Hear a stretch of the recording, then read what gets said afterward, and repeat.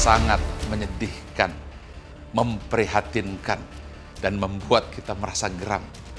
Bagaimana mungkin seorang anak yang usianya 19 tahun bisa tersenyum di depan kamera setelah membunuh ibunya sendiri dengan tusukan pisau di wajah dan leher ibunda yang melahirkannya. Inilah generasi ketika orang hanya diajarkan kecerdasan intelektual semata, tanpa kecerdasan emosional, tanpa kecerdasan spiritualitas. Kecerdasan emosional adalah kemampuan untuk merasa, what do I feel? Orang menyebutnya EQ atau emotional quotient. Dan itu tidak pernah diajarkan di bangku sekolah, apakah SD, SMP, SMA, atau bahkan sampai universitas. Apalagi kecerdasan spiritualitas.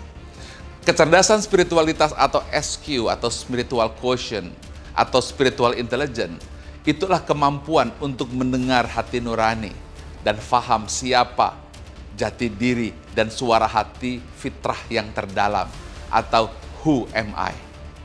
Kita terbiasa mengabaikan emosi, terbiasa mengabaikan hati nurani, sambil berkata bahwa emosi dan hati tidak berpikir, tapi ini yang berpikir. Dan inilah yang terjadi. Seorang anak membunuh ibunya 151 kali tusukan dan tersenyum di depan kamera. Mudah-mudahan ini pelajaran untuk kita semuanya. Bukan hanya di Indonesia, tetapi juga di Malaysia dan di seluruh dunia. Bahwa tidak cukup mengajarkan anak-anak kita, generasi kita, hanya IQ atau kecerdasan intelektual atau nilai akademik.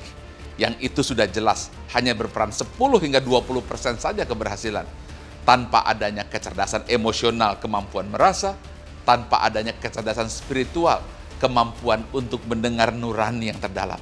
Mudah-mudahan ini menjadi pelajaran besar agar kita mengajari anak-anak kita IQ, tapi EQ dan SQ sebagai kecerdasan paripurna yang harus dikombinasikan. Ingat, mengajarkan orang tanpa hati nurani tidak mengajar sama sekali.